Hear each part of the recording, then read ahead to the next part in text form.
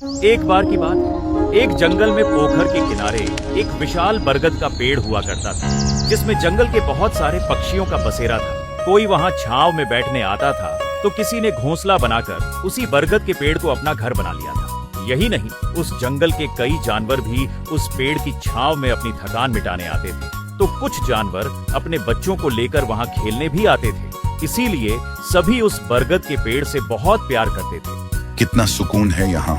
अगर ये बरगद का पेड़ ना होता तो पता नहीं हम कहाँ जाते। सही कहा कालू भाई, ये पेड़ तो जैसे इस जंगल के लिए एक वरदान है। अरे कुकड़ू भाई, इतनी धूप में कहाँ जा रहे हो? बच्चों को लेकर दूसरे जंगल जा रहा हूँ, पर इस चिलचिलाती धूप ने तो बुरा हाल कर दिया है। खरगोश भाई, यहाँ कहीं पानी मिलेगा क्या?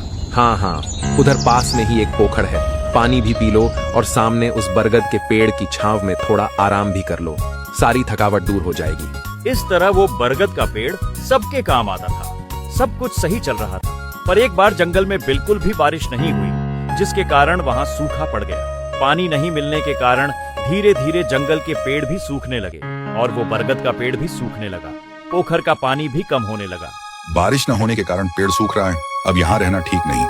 मुझे जल्दी ही कोई नया ठिकाना ढूंढना होगा। सही कहा कालू भाई, अब ये पेड़ रहने लायक नहीं है।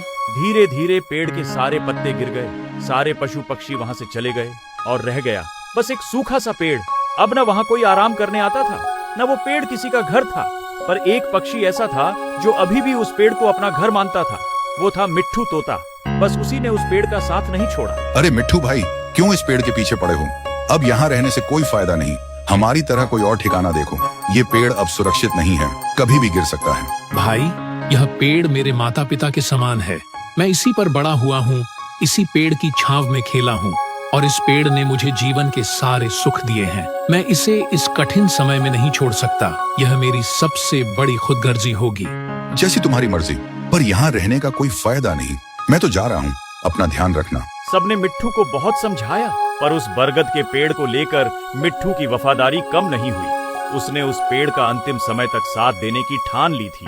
वह किसी भी तरह उस पेड़ को वापस हरा भरा करना चाहता था, पर उसे कोई उपाय नहीं दिख रहा था। फिर एक दिन जब मिट्ठू उड़ता हुआ कहीं जा रहा था, उसने एक अजीब चीज देखी। उसने देखा एक कौवा जमीन पर पड़े एक पानी के घड़े के ऊपर बैठा अपनी चोंच अंदर डाल रहा था और फिर बाहर निकाल देता था। ये देखकर मिट्ठू वहीं रुक गया और एक पेड़ की डाल पर बैठकर देखने लगा। वह ये जानने के लिए उत्सुक था कि आखिर वो कौवा कर क्या रहा है। बहुत प्यास लगी है, पर इस घड़े में बस थोड़ा ही पानी है और मेरी छोटी सी चोंच पानी तक नहीं पहुंच रही और आसपास कहीं पानी दिख भी नहीं रहा।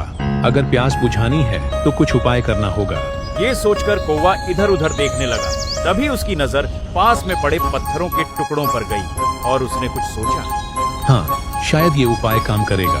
कौवे ने तुरंत वहाँ से एक पत्थर अपनी चोंच से उठाकर उसे पानी के घड़े में डाल दिया। ये देखकर मिट्ठू और उत्सुक हो गया। आखिर ये कौवा करना क्या चाहता? कौवा बार बार जाता और एक पत्थर उठाकर उस घड़े में डाल देता। ऐसा करते करते बहुत समय बीत गया, पर कौवे ने हार नहीं मानी। वह पत्थर लाकर घड़े में डालता रहा और फिर कुछ देर बाद पत्थरों के घड़े में भरने के कारण घड़े का पानी ऊपर आ गया। हो गया काम। आखिर मेरी मेहनत रंग लाई। अब मुझे प्यासा नहीं रहना पड़ेगा। कौवे ने घड़े से पानी पीकर अपनी प्यास बुझा ली और वहाँ से खुशी खुशी उड़ गया। इस कौवे ने तो मुझे कमाल की तरकीब दे दी। शायद इससे मैं उस सूखते हुए बरगद के पेड़ में फिर से हरियाली ला पाऊं, उसे मरने से बचा पाऊं। मिट्ठू तुरंत वहाँ से उड़ता हुआ गया और जो पक्षी और पशु उस बरगद के पेड़ की छांव में आते थे, उनके पास गया और सबको एक जगह इकट्ठा किया। कालू भाई, जल्दी से बरगद के पेड़ के पास वाले पोखर के पास पहुंचो। मेरे पास एक योजना है। दोस्तों, जल्दी से पोखर के पास जमा हो जाओ, मुझे कुछ बताना है। मिट्ठू के कहने पर सारे पशु पक्षी पोखर के पास जमा हो गए। पोखर में पानी तो था, पर ज्यादा नहीं। सब लोग ये जानने के लिए उत्सुक थे कि आखिर मिट्ठू ने उन्हें वहाँ क्यों बुलाया है। ये मिट्ठू कहाँ रह गया? पता नहीं हमें यहाँ क्यों बुलाया है। मैं भी यही सोच रहा हूँ। तभी मिट्ठू वहाँ आता है। बोलो, आ गया मिट्ठू, अब यही बताएगा। मिट्ठू भाई, क्या हुआ? यहाँ क्यों बुलाया है हमें? जल्दी बताओ। आज मैंने एक कमाल की चीज देखी जिससे हमारी समस्या हल हो सकती है। अब पहेलियां मत बुझाओ भाई, जल्दी बताओ क्या देखा। आज जब मैं उड़ रहा था तो मैंने एक कौवे को देखा जिसने अपनी मेहनत से वो कर दिखाया जो पहले नामुमकिन लग रहा था। मिट्ठू ने सबको कौवे की कहानी बताई कि कैसे उसने घड़े का पानी पत्थरों से ऊपर लाया। पर किसी को ये समझ में नहीं आ रहा था कि इससे उनकी समस्या कैसे हल होगी। माना कि कौवा बहुत बुद्धिमान था, पर इससे हम क्या करें? हम भी कौवे से सीख लेकर वही काम कर सकते हैं बंदर भाई। ये पोखर देखो, इसका पानी सूखकर कम हो गया है, जिसके कारण इस बरगद के पेड़ तक पानी नहीं पहुंच रहा। अगर हम इस पोखर में भी पत्थर डालकर इसका पानी ऊपर ले आएं, तो इसका पानी बरगद के पेड़ को मिल जाएगा और शायद इससे पेड़ बच जाए। मिट्ठू की बात सुनकर सब हैरान थे। आखिर पोखर को पत्थरों से कैसे भर सकता है कोई? मिट्ठू, तुम जो बोल रहे हो वो सुनने में अच्छा है, पर ये करना नामुमकिन है। पर उस कौवे ने तो कर दिखाया ना। हाँ, पर वो बस एक घड़ा था और ये एक पोखर। हाँ, पर वो अकेला था और हम इतने सारे हैं। अगर हम सब साथ मिलकर काम करें तो ये काम हो सकता है। माना कि ये मुश्किल है, पर नामुमकिन नहीं। आखिर इस पेड़ ने हमें इतने सालों तक अपनी छांव का सहारा दिया है, इसके लिए हमें एक कोशिश तो करनी ही चाहिए। धीरे धीरे मिट्ठू की बात से सब लोग सहमत होने लगे और सबने फैसला किया कि वो पेड़ को बचाने की एक कोशिश जरूर करेंगे। तुम सही कह रहे हो मिट्ठू, इस पेड़ ने हमें बहुत सुख दिया है। हम इसे ऐसे सूखने नहीं देंगे। हम तुम्हारे साथ हैं। बस फिर क्या था, अगली सुबह सभी पशु पक्षी अपनी शक्ति के अनुसार पत्थर लाकर पोखर में डालने लगे। सुबह से शाम हो गई, पर सब बिना थके पत्थर डालते रहे और उनकी मेहनत रंग लाने लगी। जैसे जैसे पत्थर पोखर में भरता गया, पोखर का पानी ऊपर आने लगा और फिर वही हुआ जो मिट्ठू ने सोचा था। पोखर का पानी इतना ऊपर आ गया कि बहता हुआ बरगद के पेड़ की जड़ों तक पहुंचने लगा। सब यह देखकर खुश हो गए। आखिर हमारी मेहनत रंग लाई। देखो, पोखर का पानी पेड़ की जड़ों तक जा रहा है। हाँ भाइयों, शायद अब ये पेड़ बच जाए।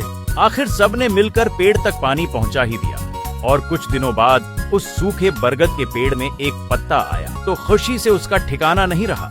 उसने जाकर सभी जानवरों को वहां बुलाया। दोस्तों, ये देखो, पेड़ में पत्ता आया है। अब ये पेड़ बच जाएगा, हमें फिर से इसकी छांव मिलेगी। मान गए मिट्ठू, तुम्हें और तुम्हारे भरोसे को एक तुम हो जिसने इस पेड़ का साथ नहीं छोड़ा।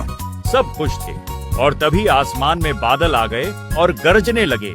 आसमान में बादल आ गए, लगता है बारिश होने वाली है। बादल देखकर सभी खुश हो गए और कुछ ही देर में बारिश शुरू हो गई। सब लोग ये देखकर खुशी से नाचने लगे। बारिश के कुछ ही दिनों में सूखा हुआ बरगद का पेड़ फिर से हरा भरा हो गया। वो कहते हैं ना, जो खुद अपनी मदद करता है, ऊपर वाला भी उसी की मदद करता है। अब जंगल के पशु पक्षी फिर से उस घने बरगद के पेड़ में वापस लौट आए। अब सबको इस बात का सुकून था कि उनकी खोई हुई जगह फिर से उन्हें मिल गई।